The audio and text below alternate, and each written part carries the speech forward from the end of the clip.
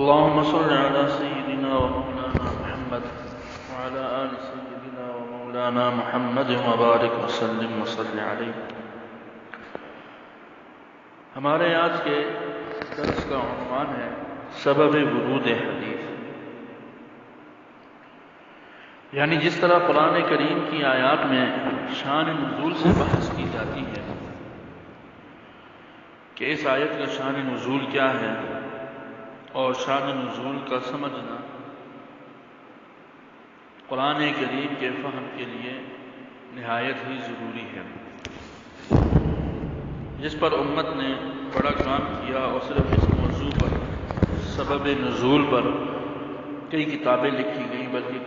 کئی تفاسیر کا عنوان ہی سبب نزول آیات ہے۔ اسی طرح رحمت عالم جناب نبی کریم صلی اللہ علیہ وآلہ وصحبہ وسلم کے ارشادات عالیہ بھی چونکہ وحی کی اقسام ہی ہے، وحی غیر مطلوب اسے کہا گیا، لہٰذا اس کے لیے بھی سبب ورود حدیث کا عنوان اختیار کیا گیا ہے۔ سبب ورود یا سبب نزول آیات جس طرح کی مباحث وہاں پر ہیں، اس سے کہیں زیادہ مباحث سبب ورود حدیث سے متعلق ہیں۔ سب سے پہلی بات تو یہ ہے کہ اس کی تعریف کیا ہے، چونکہ یہ یاد رکھیے کہ قرآن کریم صرف ذات جناب نبی کریم صلی اللہ علیہ وآلہ وصحبہ وسلم تک تھا، یعنی قرآن کریم نازل ہوتا، حضور پڑھ کے سناتے اور اس کے متعلق تفسیر یا جو بھی تھا ارشاد فرما دیتے۔ لیکن حدیث کی تعریف میں جیسے ہم شروع میں عرض کر چکے ہیں کہ حدیث میں وسعت ہے۔ حدیث کی تعریف میں کہا گیا ہے قول فعل اور تقریر نبی، قول فعل تقریر صحابی، یا قول اور فعل اور تقریر تابعی۔ اس لیے پھر سبب ورود حدیث سے بھی اس کے بھی مختلف مطالب ہیں۔ آج کے درس میں ہم سبب ورود حدیث کے مطالب یعنی اس کا مطلب کیا ہے یا اس کی تعریف آپ سمجھ لیں، اس بارے میں اہل علم کے چند اقوال نقل کریں گے۔ اس بارے میں جو ابھی تک بہترین کام آیا ہے سامنے، وہ سبب ورود حدیث ضوابط و معایر کے نام سے ہے، جو دکتور محمد عصری زین العابدین کی کتاب ہے۔ یہ ان کا دکتورہ ہے، جو مقالہ ہے ان کا۔ اس سلسلے میں انہوں نے بہت تحقیق کے ساتھ اس دور میں اس چیز کو پیش فرمایا اور نہایت محنت فرمائی ہے۔ اسی کے حوالے سے ہم چند باتیں آج کرتے ہیں۔ پہلی بات تو یہ ہے کہ اس بارے میں اس کا پہلا مطلب سبب ورود حدیث کا پہلا مطلب لکھتے ہیں مفہوم سبب الورود عند ابن حمزہ۔ ابن حمزہ الحسینی، ہم چاہیں گے کہ تھوڑا تھوڑا ان حضرات کا تعارف بھی کر دیں، چونکہ یہ ایک نئی چیز ہے اور آج تک امید ہے آپ اسے کم ہی لوگوں نے سنی ہوگی۔ ان کا نام محمد ہے، محمد بن ابی بکر بن عبداللہ بن محمد القیسی، اور یہ ابراہیم بن محمد بن حسین بن محمد بن حمزہ الحرانی الدمشقی الحسینی الحنفی محدث بھی تھے، نحوی بھی تھے۔ آپ فرماتے ہیں 1120 ہجری میں آپ کا انتقال ہوا، اپنی کتاب البیان والتعریف فی اسباب ورود الحدیث الشریف فرماتے ہیں کہ ما ذکر فی هذا النوع من الاسباب قد يكون ما ذکر عقب ذلك السبب من لفظ النبي صلى الله عليه وسلم اول ما تكلم به صلى الله عليه وسلم في ذلك الوقت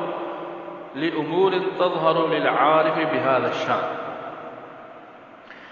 یعنی آپ صلی اللہ علیہ وسلم نے کسی چیز کی اہمیت کو بیان کرنے کے لیے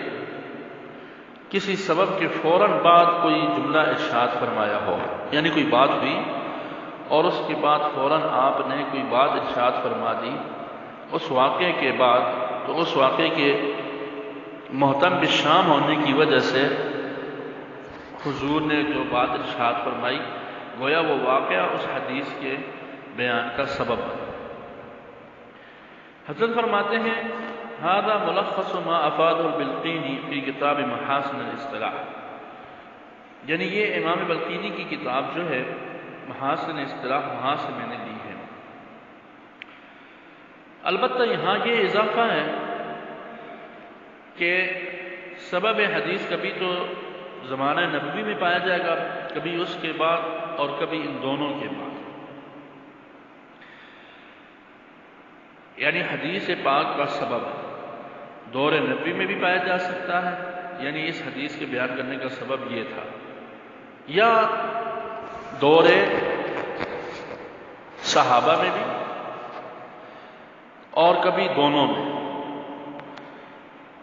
یعنی دور نبوی میں بھی دور صحابہ میں بھی، اور اگر ہم حدیث کی تاریخ کو دیکھیں تو دور تابعی میں بھی۔ اب اگلے درس میں اس کے بعد جو ہوگا اس میں ہم کچھ مثالیں آپ کو دیں گے جس میں ہم یہ بتائیں گے کہ دور نبوی میں سبب ورود حدیث کی کیا صورت تھی، بعد میں کیا تھی۔ بعد کے لیے حضرت ابن حمزہ نے ہی مثال لکھی ہے جس میں مشہور حدیث احتکار طعام ہے، جس میں آپ صلی اللہ علیہ وسلم نے فرمایا احتکار الطعام بمکہ الحاد، ابو داؤد شریف کی روایت ہے کہ مکہ مکرمہ میں کھانے کا ذخیرہ اندوزی کرنا یہ ایسا ہے جیسا کہ الحاد ہے۔ اب سبب اس کا کیا ہے؟ سبب ورود بعد میں کیسے آیا کہ حضرت ابن عمر رضی اللہ عنہ نے شخص کو بلایا اور اس سے کہا کہ وہ گیا ہے کھانا لینے، آپ نے فرمایا کس کے لیے؟ بیچنے کے لیے یا گھر کے لیے؟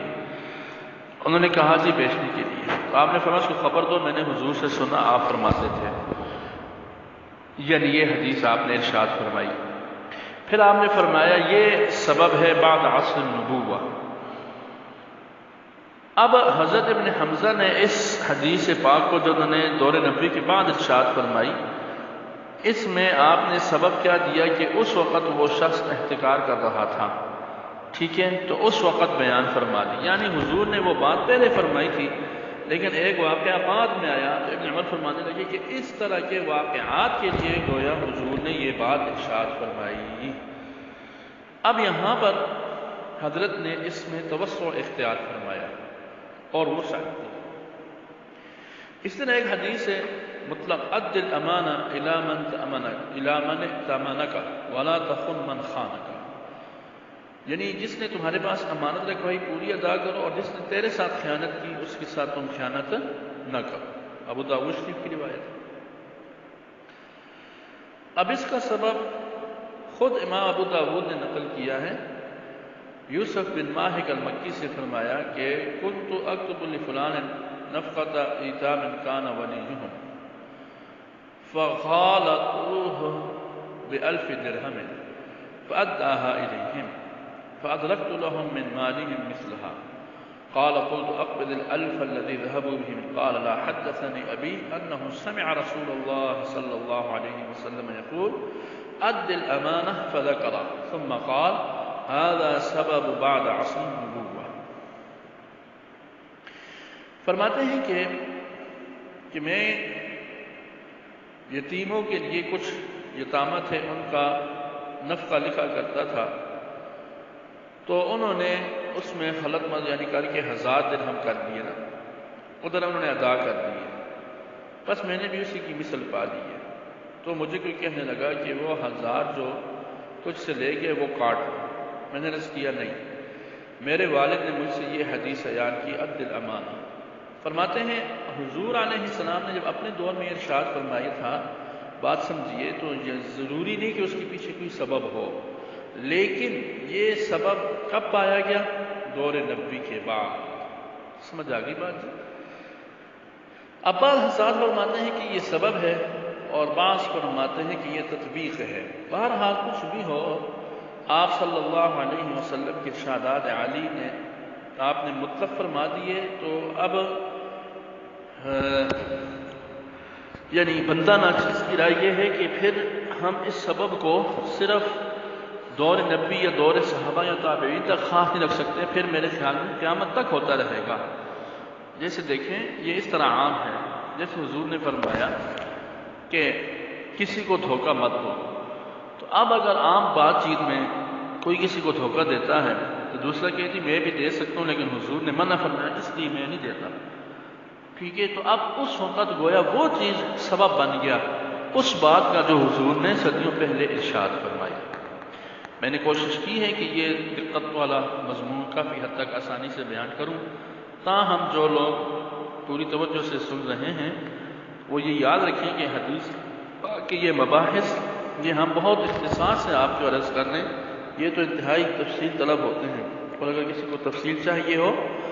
تو میرے واٹس ایپ نمبر سے رابطہ کر کے مزید معلومات بھی لے سکتے ہیں، اور اس کا دوسرا حصہ کل انشاءاللہ۔ السلام علیکم۔